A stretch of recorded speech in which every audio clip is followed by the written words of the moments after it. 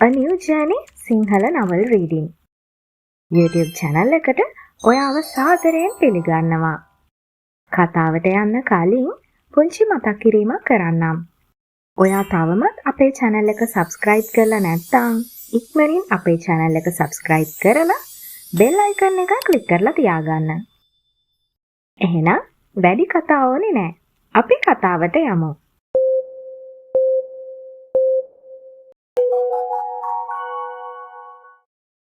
ශාකේ තම පුංචි නැගණිය අසලට යන්නට වූයේ අසල මෙන්ම දිනරට බලා සිටියේදීය. දිගු කලිසමකට සීතක බායක් ගතලාගෙන ආ ත්‍රිශාක්‍යා රත්නසිරි මෙති මතේම තුරුළු වූයේ ඇයගේ සහෝදරයාටය. දිනරගේ දැස් තාමට ඇත්තේ ශාක්‍යයට තුරුළුදී ඔහු වැළඳගෙන ඉන්න අය අසලය. චූටිමණික මොකෝ? ශාක්‍ය ඔහුගේ පුංචි නැගණියගේ හිස පිරිමැද්දේ ආදරණීය. මේ ඔහුගේ පණය. ඔහුගේම දියණියක් ලෙස සෑදූ පුංචි නැගණියය. ඔහුගේ මුල්ම දරුවා ත්‍රිශාක්‍යය. මෙලව ඔහු වැඩියෙන්ම ආදරේ ඇයටය. ඔහුට මෙලව ඇති වටිනාම දේ ත්‍රිශාක්‍යය. පාළුයි මට. ඒ මොකෝ මෙච්චරයි ඉති? ශාක්‍ය තම පුංචි නැගණිය තුරුලේ තබාගෙනම අසන්නේ ඇයගේ හිස සිපගෙනය. පියාට පසු ත්‍රිශාක්‍යගේ ආසන තැන ශාක්‍යගේ තුරුලය. ඔහුගේ පපුව මත නිතට තියමින් ඇය ඔහු දෙස බලා යමක් පැවසුවාය. මම බලන්නේ අමුද? මීර? අනේ මණික ඔයා කිව්ව නිසා අසලත් ඇවිත් පාටි එකක් ලෑස්ති කරන්නේ. හෙට උදේ යමුද? මෙහෙම ඉන්න දෙනා දෙහනන් ටිකක්. ශාක්‍යයට යම් වෙනසක් තේරුණි. කිමද ත්‍රිශාක්‍යා මෙලෙස හැසිරෙන්නේ තදබල හිත වේදනාවක් ඇති වූ විට බව ඔහු දන්නේය. ඔහු ත්‍රිශාක්‍යාගේ නිකටෙන් අල්ලා ඔහු දෙසට හරවා ගත්තේ ඇයගේ මේ හැසිරීම නිසා බියෙමි. චූටි මේ බලන්න මොකක්ද ප්‍රශ්නේ? මොකුත් නෑ. චූටි මම උඹ ලොකු. මට උඹ තේරෙනවා නංගි. කියන්න මොකද උනේ? මම මතක් වුණා. අනේ මගේ චූටියෝ මං හිතුවේ දෙන්නේ කන්නන්නම් මනික දැන් උඹ දැඩි දැනුම දෙයක් අප්සෙට් එකයි. ශාක්‍ය පැවසුවේ විශාඛා රත්නසිරිගේ ඇවෑම තවමත් රත්නසිරි පවුලේ සිට රිදවෙන නිසාය. ධනංජය රත්නසිරි දරුවන් නිසාම ඉවසුවද දීර්ඝනැති අඩුව මෙන්ම ඇයගේ ආදරය සිහිවන විට ඔහුගේ පපුව පවා රිදෙන්නේය. ශාක්‍යට මෙන්ම විශාඛයාටද එලෙසය. මම මිය යන්නේ ඔවුන් බහතෝරන වයසේදීය. එදා පටන් මවගේ උණුසුම අහිමිව දිවිගේ බොහෝම අසීරුවෙනි. විශාඛාගේ මරණයෙන් අසරණම වූ කෙනා ත්‍රිශාක්‍යය. ඉතින් මුළු රත්නසිරි පවුලම විශාඛාගේ මරණය හමුවේ තවමත් රිදවන්නේය. ශාක්‍යගේ වදන් හමුවේ ත්‍රිශාක්‍යා ඔහුගෙන් මිදී කලබලයෙන් දැස්වල කඳුළු පිසදා ගන්නට විය. පසුව ඇය සුපුරුදු ලෙස සිනාසුනේ. ඉතින් තම පියාගේ සිත රිදවීමට මේ දරුවන් තිබෙනාම අකමැතිය.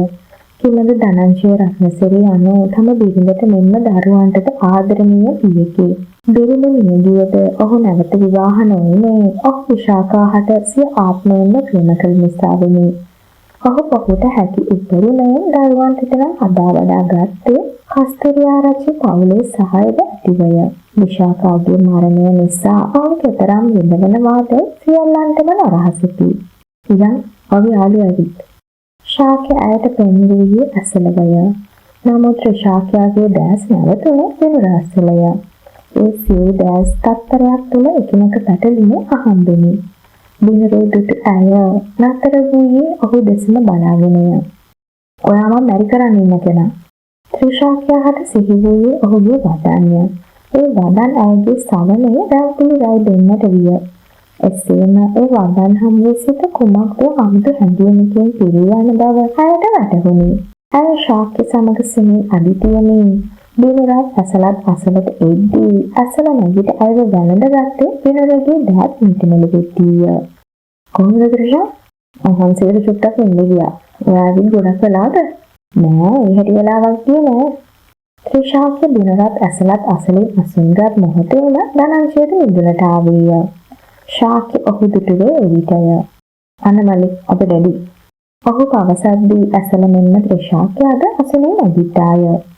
ඇසල ශාක්‍ය සමග යන්නට වෙද්දී ත්‍රිශාක්‍යයාට හැරුණි. නමුත් ඇයගේ අතින් බිනර අල්ලා ගත්තේ යන්නට ගිය ඇයව අතින් ඇද නවතමිනි. "ඔහොමින තමුකෝ දැන් මට ඕනි තැනක." "ඕනි තැනක යනවා. හැබැයි අරු පස්සෙන් එහෙම ආය ලෑස්ති වෙන්න එපා." "ඒ මොකද?" "හේතු වැඩක් නැහැනේ. කිව්ව දේ කරනවා." "අරුගෙන් ඇස්සලා ඉන්නවා යුලි. මම ආපහු කියන්නේ හරිද?" "මම මොකටද ඔයා කියන්නේ වහන්නේ?" ඇය ඔහු සමග වාද කරනවාය. කටකාරියක් නිසාම ඇයත් අතහරින්නේ නැත. බිනර අසනෙන් නැගිට ගත්තේ කේන්තියෙනි. ඇයගේ අතින් ඇද ඔහු අසලටම ගත්තේ ඒ මොහොනට එබෙමිනි. "ආයයි කියන්න එපා. තමුන් මම මැරි කරන්න ඉන්න කෙනා. මම කැමති නෑ මගේ ෆියුචර් වයිෆ් වෙන පිරිමියෙක් ඕනට වඩා ක්ලෝස් වෙනවට. මම ඔයාව මැරි කරන්නේ නෑ. මැරේජ් එක කැන්සල් කරා කියලා අමතක කරන්න එපා ડોක්ටර් බිනර. මැරේජ් එක කැන්සල්ද නැද්ද කියන එක අදාළ වෙන්නේ නෑ. කැමැත්තෙන් හරි අකමැත්තෙන් හරි තමුන් මාව මැරි කරනවා. එච්චරයි." "අනේ මට බෑ." ඇය මුරණ්ඩු වෙන්නේ ඔහුගෙන් ඇයගේ අත ගලවා ගැනීමට උත්සාහ කරමිනි. ඉතින් බිනරගේද ඉවසීමේ සීමාව පැන ඇත. ඔහු ඇයගේ බඳවට එක් අතක් යවමින් ඔහු අසලටම ඇදගත්තේ ත්‍රිශාක්‍යයාගේ සිත අසීමාන්තිකව ගැහෙද්දීය. ඇය මෙලෙසින් ලං වූ එකම පිට පිරිමියා ඔහුය. "මං තමුන්ගෙන් පුළුවන් ද බැරිද කියලා ඇහුවේ නෑ යුලි. තමුන් මගේ ඒක මතක තියාගන්නවා." ඇයගේ මුහුණට එබී දැස් දෙසම බලාගෙන එලෙස පැවසූ ඔහු ඇයව අතහැර නිවස තුළට යන්නට වූයේ ත්‍රිශාක්‍යයා ඔහු යන දෙස මුවද විවර කරගෙන බලා සිටින විටය. "තමුන් මගේ." ඇයට එම වදාන් නැවත නැවත ඇසෙන්නට විය. ඇයගේ මුහුණ ඇඳුනේ සිනහවකි. ඉතින් ඔහු ප්‍රථමයා ඇයට අයිතිවාසිකම් කිව්වා. ලෙෂාන් සමග ආදර සම්බන්ධයක් තිබුණද ඔහුගෙන් මෙවැනි අයිතිවාසිකමක් නොලැබුණි. නමුත් බිනර සම්බන්ධයක් නොමැති වන ඇයට අයිතිවාසිකම් කියන්නේය. ත්‍රිශාක්‍යයා යටිතල සපාගෙන සිනහ වූයේ අමුතු හැඟීමකින් හිත පිරී යන විටය. ආඩම්බරකාරයා ඔහු යන දෙස බලමින් ඇය මිනිමේ සිනහවක්ද මුහුණේ රඳවාගෙනය. පසුව ඇය සෙමින් පියාට සහ සොයුරාට ලං විය. ඒ වන විට ඔවුන් සිටියේ මදක් ඈතට වෙන්නට ඇසල සමග කතා බහකය. කාලය කෙමෙන් කෙමෙන් ගෙවෙමින් සාදය ආරම්භ විය. සීතල සුළඟ හමන සුන්දර නුවරඑළියේ ගිනි නැලයක් වටා හිඳගෙන ගීත ගායනා කිරීම මොනතරම් අපූරුද. ත්‍රිශාක්‍යයා වටපිට බලමින් ඒ සුන්දරත්වය විඳගත්තේ ශාක්‍ය සහ ඉනිරි ඔවුන්ගේ ලෝකවලත් නිසාක්‍යයා ඇසල සමග කතා බහක කිලිදීය. නමුත් ත්‍රිශාක්‍යයාගේ දැස් සොයන කෙනා තවමත් නිවසෙන් පිටතට ආවේ නැත. වටපිට බලමින් සිටි ඇයට සිහි වූයේ ඔහුවය. නිවස දෙසට දෙමින් ගෙන ගිය ඇයගේ දැස් නැවතුනේ දිලුෂි මතය. නමුත් ඇය තනිවමය. "කාවද ඇස් කරක කරක හොයන්නේ?" ඇය අසලින්ම ඇහුනේ ඔහුගේ හඬය. ඔහු කෙසේද මෙහි? කොයි මොහොතේද පැමිණියේ? ත්‍රිශාක්‍යයා ඔහු දෙසට මුහුණ හැරවූයේ ක්ෂණිකවය. ඉතින් ඇය සෙවූ ඒ රූප ඇය අසලම හිඳගෙන සිටියේය. "ඔයා කොයි වෙලාවද ආවේ?" "මේ මැඩම් ඇස් මහන්සි කරන වෙලාවේ." "කාවද හෙව්වේ? මාවද? මම මොකටද ඔයව හොයන්නේ?" ඇයට වදන් පවා පැටලෙනවාය. ඔහු සිටින්නේ ඇයට මිලිමීටර් ගානක දුරිනි. ත්‍රිශාක්‍යයාගේ හදවතේ හඬ පිටතට පවා ඇසෙනවාය. ඇයගේ හෘද ස්පන්දනය එතරම්ම වේගවත්ය. මෙම යුවළ දෙසට තවත් දැස් ත්‍රිත්වයක් එල්ල වී තිබුණි. "අර බලන්නකො මහත්තයා. මැරි කරන්න බෑ කියපු කෙනා ත්‍රිශාක්‍යදු ළඟට වෙලා ඉන්න ලස්සන. මං නම් දැනගත්ත ලීව් දාලා මෙහෙ ඉද්දිම. අපේ වැඩ කරවත් නිවාඩු නැති මිනිහා සතියක් නිවාඩු දාලා ආවේ ඕකට තමයි." "අනේ නන්දනංගි, ඔයා කියපු නිසාමයි මම මේ කටවහන් ඉන්නේ. ඒත් මගේ චූටි ගීත මේ වගේ රිදේද කියලා මට බයයි. අයියා මාව විශ්වාස කරන්නකෝ. මං දන්නේ නැහැ පුතා ගැන. කටින් 100ක් දේවල් කිව්වත් ඒ හිතේ ත්‍රිශාක්‍යදුව ඉන්නවා. අයියට අමතකද? බිනර ත්‍රිශාක්‍යව මුලින්ම දැක්ක දවසේ කිව්ව කතාව." අතීතයට. "අම්මේ අපි කොහෙද නන්නේ?" "අපි යනවා නංගි බබෙක් බලන්න." "නන්නි බබේ? කාගේද?" "ඔයාගේ යාළුවා ශාක්‍යගේ." "අන්න හොඳයි." අම්මි තාක්ක කූවා. එයාට නන්නි බබාලා තූ ඉන්නවලු. "මට එක්කෙනෙක් දෙන්න කීමුකෝ කියලා බලමුකෝ." වයස අවුරුදු 4ක් වූ පුංචි බිනුර ජීවිතයේ ප්‍රථම වතාවට ශාක්‍යගේ නිවසට පැමිණියේ එදිනය. මව සමග රත්නසිරි නිවසට ඇතුළු වූ ඔහු ඉදිරියට පැමිණි පුංචි කෙලිපැටියෙකි. "මේ අයියා, උයා කාද?" පුංචි බිනර අසලට දිව ආවේ ඇයයි. රෝස පැහැති පුංචි කොට ගවුමකින් සැරසී බෝනික් එක්ක අතින් අල්ලාගෙන සිටියේ රත්නසිරි පවුලේ බඩපිස්සිය. "අම්මේ මෙයා බෝනික් එක්ක වගේනේ. මෙයා මඩේ." බිනර එකවරම ඇයව තදින් වැළඳගත්තේ ඇයට ඔහුව වැළඳ ගනිද්දීය. ඉතින් බිනරගේ ත්‍රිශාක්‍යයාගේ පළමු හමුවීම මෙන්ම මුල්ම වැළඳ ගැනීමද එය විය. "අතාලින්න, උයා අල්ලන්න එපා මඩේ තෝතිව." මැද්දට පැන බිනරව තල්ලු කර දැම්මේ පුංචි ශාක්‍යය. නමුත් බිනරද අතහරින පාටක් නැත. "බෑ, මෙයා මඩේ. මේ මඩේ නම්නේ. උයාට තව එක්කෙනෙක් ඉන්නේ, මෙයා මඩේ. තෝතිව දෙන්න බා." අනේ මෙයා මඩේ කින්නකෝ." ඉතින් එදින ඔහු ත්‍රිශාක්‍යයාව ඉල්ලමින් හදන්නට වූයේ සැමටම සිනහයක් දීය. ත්‍රිශාක්‍යයාද ඔහු අසලට ගොස් ඔහුගේ පුංචි කොපුල්වල වූ කඳුළු ඒ සිඟිති අත්වලින් පිස දමන්නට විය. "අයියා අඬන්න අපා, මං උයාගේ තමයි. උයත් මදේ." අය බිනරවත් ශාක්‍යවත් පෙන්වමින් පවසද්දී මල්ලිකා අමල් මෙන්ම ධනංජයද සනසුනේ කවදා හෝ ත්‍රිශාක්‍යයාව බිනරට හිමි වේ යයි සිතමිනි. ඉතින් ඔවුන් මේ දෙදෙනාගේ විවාහයක් එනතේ නොඉවසිල්ලෙන් බලා සිටියේය. වර්තමානයේද එදා නොතේරුණ කමට කිව්වට දැන් මේ දෙන්නට මේවා මතක නෑ නංගි. අතීතය අමතකුණා බිනරගේ හිතේ ආදරේ තාම තියෙනවා අයියේ. අපි ටිකක් බලමුකෝ තන දෙන්න එකතුනොත් ඒ ඇතිනේ. චූටි සතුටෙන් ඉන්නවා නම් ඒ ඇති බම්මට. ඔවුන්ගේ කතාව අතරේම බිනරත් ත්‍රිශාක්‍යයත් අසලට පැමිණියේ විදුෂිය. ත්‍රිශාක්‍යයා අය දෙසට දෙනෙත් යොමන විට බිනරද ඒ දෙස බැලුවේය. "බිනර, මාත් මෙතනින් ඉඳගන්නද?" එන්න." ඒත් එක්කම ත්‍රිශාක්‍යයා අසුනින් නැගිටින්නට යන විට බිනර ඇයව වළකමින් නැවත අසුනට බර කළේය. "කොහෙද යන්නේ?" "මං යන්නේ මට ඕන තැනක." "ඔන්නෝම ඉන්න බොරුවට දඟලන්නේ නැතුව." "දොස්තර බිනර මාව අතාරින්න." "මං ඉස්සෙල්ලා කිව්ව යුලි, එක්ක අයියා කියනවා නැත්නම් බිනර කියනවා. මට ඕන එක මං කියන්නේ." "ඇත්තද නෝනා? එහෙමද? හරි එහෙනම්. එනවකෝ යන්න." "අතාරින්න? කොහෙද අරන් යන්නේ?" බිනර ඇයවත් ඇදගෙන නිවසට යන්නට වූයේ සියල්ලන්ම ඔවුන් දෙසට හැරෙද්දීය. ත්‍රිශාක්‍යයා ඔහු පසුපසම ඇදී යන්නට වූයේ ඔහු ඇයව ඇදගෙනම යද්දීය. "චූටි, බිනරයා ලොකු ඉන්න එදෙන ගියාලු." "ඒත් දැඩි මං කිව්වනේ ලොකු." ශාක්‍ය ඔවුන් පසුපස යන්නට ගියද ධනංජය විසින් ඔහුව වැළකුවේ බිනරටත් ත්‍රිශාක්‍යයටත් තනිවීමට ඉඩ හරිමිනි. නමුත් ශාක්‍ය නම් සිටින්නේ කේන්තියෙනි. කිමද තම නැගණියව ප්‍රතික්ෂේප කළ ඔහු කුමටද දැන් ඇයව තනිවම නිවසට රැගෙන ගියේ. බිනර ත්‍රිශාක්‍යයා රැගෙන නිවසට ගිය අතර කෙලින්ම ඇයගේ කාමරය වෙතම රැගෙන ගොස් දොරදුල දැමුවේ ඇය නොරිස්මෙන් ඔහු දෙසට හැරෙන විටය. "මොකද කරන්නේ? මට යන්න ඕනේ." "එහෙම යන්න බෑ." ඔහු පියවර කිහිපයක් ඇය අසලට තබන විට ඇය පියවර කිහිපයක් පසුපසට තබන්නට වූයේ ඔහු දෙසම බලාගෙනය. අවසානයේ ඇය නැවතුනේ බිත්තියත් ඔහුත් අතරට නැදි වීය. බිනර සිනහා වෙමින් ඇයගේ දෙපසින් දෑත් තබා ඇයගේ මුහුණට බර විය. "දැන් කොහෙටද දුවන්න හදන්නේ?"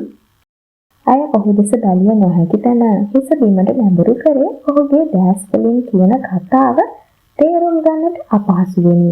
නමුත් ඇයගේ දෙනතේ ගැටුනේ ඔහුගේ ගෙලෙහි වූ මාලයය. ඇයගේ අතක් ඒ වෙත ගියේ සැනෙනි. මේක බිනරද ඒ දෙස බැලුවේ ඇයගේ අවධානය ඔහුගෙන් මිදී ඔහුගේ ගෙලෙහි වූ මාලය වෙත ගිය නිසා වෙනි. "ඇයි? ඔයාට කොහෙන්ද මේක? මගේ ගර්ල්ෆ්‍රෙන්ඩ් දුන්නේ." "මොකද්ද?" ත්‍රිශාක්‍යයා එය ඇසුවේ පුදුමයෙනි. ඇයගේ මතකය අතීතයට දිව ගියේ යමක් සිහි වීය. ඒ ඇයගේ කුඩා කාලයය. "මේක උයාට."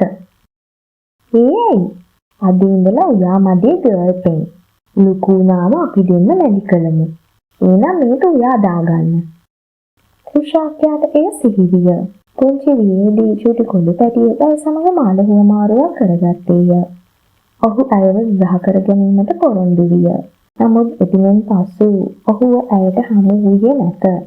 මුහුණුවරක්වත් ඇයට මතක නැත. එසේනම් මේ ඔහුද? ඔයා මොකෝ? ඇය නැවත මාලය දෙස බැලුවාය. නැත. මේ ඔහු විය නොහැකිය. එසේ වන්නේ කෙසේද? එක වගේ මාල තිබිය හැකිය. නමුත් මේ ඔහු විය නොහැකිය. ඇය අයගේ හිත සමග වාදයකය. යූලි මොකදනේ? මොකුත් නෑ, මට යන්න ඕනේ. ඊට කලින් මට කියන්න වෙන නමක් හොයාගන්නවා. එතකොට යන්න දෙන්නම්. ඔයා මාව රිද්දන්නද හදන්නේ ආයේ? ඇය ඔහුගේ දැස් දෙසම බලාගෙන ඇසුවේ මේ වන විට ඇය නොසෑහෙන්න පැටලී ඇති නිසාය. නමුත් ඇයගේ මුවින් එකවර පිට වූ ඇමතුම නිසාම ඔහුටත් යමක් සිහිවිය. ආයියා! බිනුරට ඒ ඇමතුම හොඳට හුරුය. ඔහු ත්‍රිශාක්‍යයාගේ මුහුණට එදුනේ ඒත් එක්කමය. මොකද්ද? ආයි කියන්න. මොකක්ද? දැන් කිව් එක. ඔයා මාව රිද්දන්නද හදන්නේ? නෑ. මට මොකක් කියලාද කතා කරේ? මොකක්ද? ආයි කිව්වේ? ආපහු කියන්න. ආයි ඔහු දෙස බැලුවේ පුදුමයෙනි. ඔහුට මෙතෙක් වෙලා පැවසූ දේ වැටහුනේ නැතිද? ඔහු මේ අසන්නේ ඇය ඔහු ඇමතු නාමය ගැන පමණි. ඒත් ඇයටද ඒ නමෙහි හුරුවක් තිබුණි. යූලි කියන්නකෝ. ආයේ. ඇය දැස් ඔසවා ඔහු දෙස බැලුවේ සෙමිනි. ඔහුගේ එක් අතක් ඇයගේ බඳ වටත් අනෙක් අත ඇයගේ කොපුල මතත් ස්පර්ශ වූයේ එකටමය. මොන දෙයක් වුණත් මගෙන් ඈතට යන්න හිතන්නවත් එපා යුලි. ඔයා මාව රිද්දනවා අයෝ. නැහැ. කවදාවත් නැහැ. මගෙන් ඈතට ගියොත් නම් ගොඩක් රිදෙයි යුලි. මට තේරෙන්නේ නැහැ ඔයාව. දැනට ඔහොම ඉන්න. පස්සේ තේරෙයි. ඒත් සමගම නාද වූයේ ඔහුගේ දුරකථනය. දෙදෙනාම ගැස්සුනේ එකවරය. එකවරම පියවිසියට ආ දෙදෙනාම දෙදෙනාගේ ඈත් වූයේ වේගයෙනි. ත්‍රිශාක්‍යයා වෙතින් මදට ඈත් වූ ඔහු දුරකථනයේ තිරය දෙස නොබලාම ඊට සවන් දෙන්නට විය. බිනුවා කොහෙද බං ඉන්නේ? කී වෙනද ගන්නෙ? ෂෙලෝන්. ඔව් මේ මම් බං. ඔබ කොහෙද ඉන්නේ? මම මේ නුවරඑළිය බං. මොකක්? නුවරඑළිය? ඒ මොකෝ හදිසියෙ ගියේ? ට්‍රිප් එකක් ආවා බං අම්මලා එක්ක. ආහා ඒක නෙමෙයි මම ඔබට ගත්තේ කිෂු නෑ බං ගෙදර. මේ විදියට ගෙදර කවුරුත්ම නැහැ. ඔහු පවසන විට බිනුරට බැන්නේ අය දෙසය. ඉතින් තම මිතුරා ත්‍රිශාක්‍යයාට ආදරේ බව ඔහු දන්නේය. නමුත් ඇයව වෙන කෙනෙකුට දිය හැකිද? බිනුරා හෙලෝ ඔබ ඉන්නවද? ඔව් මේ එයාලා තාම බං අපි එක්ක. මොකක්? ඔබ කියන්නේ මගේ කෙල්ල මේ වෙද්දී නොරෙලිය කියලාද? උඹලා එක්ක? මගේ කෙල්ල? බිනුරට ඇසුනේ එපමණි. නැවත දැස් පැටළුනේ ඇයගේ දැස් සමගය. ඇය දැස් වලින් ඇසුවේ ඇයි කියා වුවද ඔහු හිස දෙපසට සලන්නට විය. අපි එක්ක ආව නෙමෙයි බං. අපි එයාලා එක්ක ආවේ. උඹලා අදහෙට එනවද? නෑ සතියක් මෙහෙ. සතියක්? ඒ කියන්නේ සතියක් මගේ කෙල්ලව මට බලන්න වෙන්නේ නෑ. නෝ ඉඳපන් මං හෙටම එනවා ඔහේ. මොකද්ද? උඹ මෙහෙ? ඔව් ත්‍රිෂිය තනි කරලා බෑ. ෂලෝන්ගේ වදන් හමුවේ බින්දුරගේ සිත ඇවිලෙන්නට විය. ඔහු මෙහි එන්නේ නම් කුමක් වේවිද? ඔහු ත්‍රිශාක්‍යයාට ආදරේයයි පැවසුවොත් ඇයව තමාට අහිමි වෙන්නේය. එලෙස සිදුවීමට ඉඩදිය නොහැකිය. ත්‍රිශාක්‍යයා තමාගේය. ෂලෝන් මිතුරා වුවද දිය නොහැකිය. බින්දුරගේ සිත සහ මනස ලොකු ඝට්ටනයකය. කවුද කතා කළේ? මේ යාළුවෙක්. කෙල්ලෙක්ද කොල්ලෙක්ද? ඒක මොකටද ඔයාට? ඔහු අසද්දී ඇයගේ කෝපය වැඩි විය. ඇය ඔහුගේ අතින් ඇද ගොස් කාමරයෙන් පිටතට දැමුවේ ආවේගයේ පාලනය නොවෙතිය. යූනි, කෙල්ලේ විහිළුවක් කරේ. යූනි, දොර අරින්නකෝ. යූනි. නැත, ඔහු කෙතරම් කතා කළද ඇය දොර විවර කළේ නැත. ත්‍රිශාක්‍යයා ඒත් සමගම ගියේ කණ්ණාඩි මේසේ අසලටය. ඇය එහි වූ කුඩා පෙට්ටියක් විවර කළාය. ඒ ඔයාද? ඇත්තටම ඒ ඔයාද? ඒ ඔයාද අයියෝ? මට පොරොන්දුන ඔයාද? ඉවරදිය. ඇයගත් පෙට්ටිය තුල වූයේ ඔහුගේ මාලයය.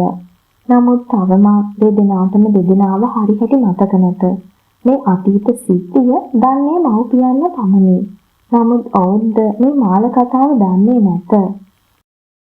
පසුදින උදෑසනම අවදි වූ ත්‍රිශාක්‍යා මිදුලට ආවේ සීත කබායක්ද ගතලාගෙනය. නුවර එළියේ උදෑසනට තිබෙන ඒ සුන්දරත්වය ඇය විඳගත්තේ මිදුලේ වූ ගල් බංකුව මත හිඳගනිමින්ය. ළාම ඉදුම් පඩලයක් සමග දිස්වන ඒ පරිසරයත් කුරුල්ලන්ගේ මිහිරි නාදයත් ඇයගේ සිත මතකට සංසුන් කළාය. "Good morning." ඇයගේ දැහැන බිඳුනේ ඔහුගේ හඬටය. ත්‍රිශාක්‍යා හිස හරවා බැලුවේ ඇසෙන හඬ නිසාමය. ඉතින් ඇය අසලම සිටගෙන සිටියේ ඔහුය. විනුර ආයුෂ් කස්තුරිආරච්චිය. සුදු පැහැති සීත කබායකට කළු පැහැති දෙනිමක් හැඳවුන් ඔහු උදෑසනම ස්නානය කර ඇති බවට සාධක තිබුණේ දෙක කොණ්ඩේ නිසාමය. "Good morning ආයුෂ්." ඔහු ඇය අසලින්ම හිඳගත්තේ ඇය දෙසම බලාගෙනය. ඇයද බලා සිටියේ ඒ කඩවසන් රුව දෙසය. ලස්සනයි. සුදු රෝස් මලක් වගේ. ඔහු සැනින් මුමුණද්දී ඇයගේ මුහුණ රත් පැහැවූයේ කෝලයෙනි.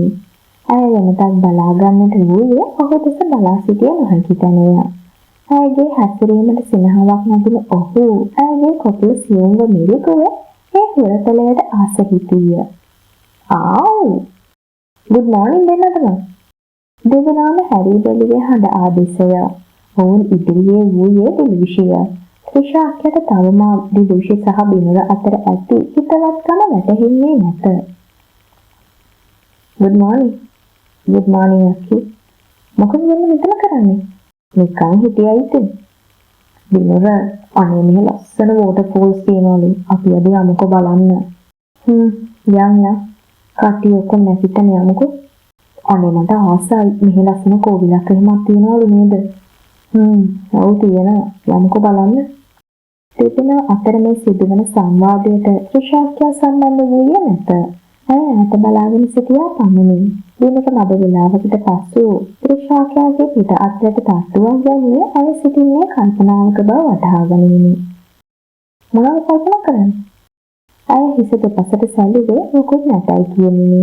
ඒත් සමගම ශාක්‍ය සහ ඉනුරුද ඔවුන් අසලට පැමිණ අසුන් ගත්තේ ත්‍රිශාක්‍යාට දිවවි ගල් බංකුව මත අසුන් ගද්දීය. "මොනවද කට්ටිය උදේම ප්ලෑන් කරන්නේ?" "එහෙමද කියලා දෙයක් නෑ බං. මෙන්න මෙයාට කෝවිලට යන්න ඕනලු. තව වෝටර්ෆෝල්ස් බලන්න ඕනලු.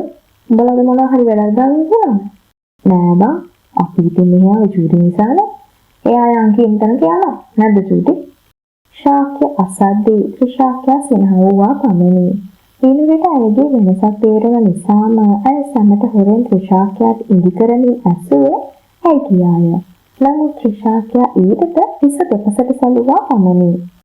"අනේ එහෙනම් අපි උදේ කෝවිල් යමුකෝ. බිනුර යමුද?" නැවතත් දිලුෂි අසන්නට ගියේ බිනුරගේ අතින්ද අල්ලාය. එය ත්‍රිශාක්‍යාගේ නෙත ගැටුණි. නමුත් ඇය කිසිත් නොදැක්කාසේ ඉවත බලා ගන්නට වූයේ සිත මදක් වෘද්ධගෙනය. "චූටි ලොකු අද මොකද කරන්නේ?" ඔහු ඇසුවේ පෙර දින රාත්‍රියේ ඇය පැවසූ වදන් සිහිවිය. කිමද ඔහු ඇයට පොරොන්දු විය අද දිනයේ ඇයව ඒ සඳහා රැගෙන යන බවට.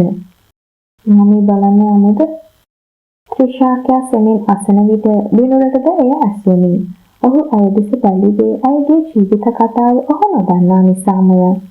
ඇය මෙතරම් මව බැලීමට යාමට අසන්නේ ඇයි? ඇය මෙතරම් මවගේ මිය යාම සමග දුක් වන්නේ ඇයි? ඔහුට ඒ පිළිබඳ තිබුණේ විශාල ප්‍රශ්නයකි. කිමද ත්‍රිශාක්‍යාගේ වේදනාව අන් අයට වඩා වෙනස්ය. ත්‍රිශාක්‍යා සහ ශාක්‍යද සිටින්නේ මව අහිමිවය. නමුත් ත්‍රිශාක්‍යා ඉන් පීඩා විඳින බවට බිනුරට වැටහුණේ මේ පෙරය. "යා ලොකු ඒ දැඩි නොකිය යංගවනේ. මම මේ චූටිට පොරොන්දු වුණානේ මම බලන්න එකයි යනවා කියලා." "මටත් බලන්න ඕනේ ලොකු. අපිට ඉන්නනාම ගිහින් එමු. දැඩිට හොරෙන් යා දැනගත්තු දුක හිතේ." "ශාකි මාත් වෙනවා." "අනේ බිනුර සෝරි මචං. උඹලා ගිහින් ඇවිදලා වරේ. අපි මම බලන්න යන්න ඕනේ." ශාක්‍ය පවසන විට ත්‍රිශාක්‍යාට බැලුවේ බිනුර දෙසය. හරියට ඔහුගෙන් පිළිතුරක් අපේක්ෂාවෙන් මෙනි. "අනේ බිනුර අපි දෙන්න විතරක් හරි යමුකෝ." අවසර වූයේ ඇයට ඇවිදීමට බොහෝ සෙයින් නියමනා වූ නිසාමය. ඇය පවසන විට බිම බැලුවේ ත්‍රිශාක්‍යා දෙසය. ඇය අසුනින් නැගිට ගත්තේ ඉන් පිටවීමට වූවා සියල්ලන්ගේම අවධානය බිඳෙමින් ගේට්ටුවෙන් ඇතුළට දැමුවේ ෂෙලෝන්ගේ මොටර් රථයය. ත්‍රිශාක්‍යා එදෙස බැලුවේ පැමිණිය කවුරුන්ද සිතමිනි. කවුද මේ දෙපාන්දර? ශාක්‍ය අසුනින් නැගිටින විට බිනර නම් හඳුනා ගත්තේය ඒ කවුරුන්ද කියා. ඔහු නැවත ත්‍රිශාක්‍යා දෙස බැලුවේ ෂෙලෝන්ගේ පැමිණීම සමග ඒ පිරිමි හිත වේගයෙන් ගැහෙද්දීය. ෂෙලෝන් රථයෙන් බැසගත්තේ සියල්ලන්ම පලා හිඳිද්දීය. එස්පි නිසාක්‍යා මෙන්ම ඉනුරට එකවර පැවසුවේ ශාක්‍ය ඔවුන් දෙසත් ෂෙලෝන් දෙසත් මාරුවෙන් මාරුවට බලද්දීය. ෂෙලෝන් පියවර තබමින් පිරිස අසලට ආවද ඔහුගේ දැස් තිබුණේ ත්‍රිශාක්‍යා ළඟය. එස්පි ඒ කවුද? අයියෝ ලොකෝ, ඔයා දන්නේ නැනම් කියන්න එපා. මේ අර ෆේමස් සිංගර්නේ. ත්‍රිශාක්‍යාට බලා සිටියේ ඒ දෙසය. ඔහුව හොඳට හුරුය. ඉන්පෙර දැක තිබෙන බවට හිසකය. නමුත් කොහෙදද? ඇයට මතකයට එන්නේ නැත. "Hi, I'm ෂෙලෝන් වංශතිලක." Shakya Ratnasiri. "Mr. ෂෙලෝන් මෙහි?" දෙදෙනාම අතට අත දෙමින් හඳුනා ගන්නට වූ අතර ශාක්‍ය පෙරලා ප්‍රශ්න කළේ ඔහු ප්‍රසිද්ධ ගායකයෙක් නම් මෙහි කුමක් කරනවාදයයි සිතමිනි. ඒත් සමගම ඉදලට පැමිණිය ධනංජයය. "ෂෙලෝන් පුතා මෙහි? Good morning uncle. අංකල් නුවරේ ආව කියලා ආරංචි වුණා. ඒකයි ආවේ."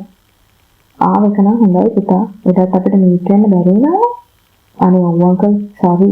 මට වෙන වැඩක් කොටිලා යන්න වුණානේ." "දෙදිනේ දන්නවද?"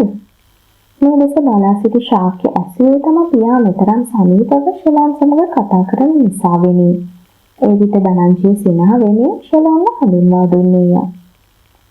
"මේ අපේ නේද ලොකෝ, අමුතෙන් ආවේ. ඇතුළට යමුද පුතා?"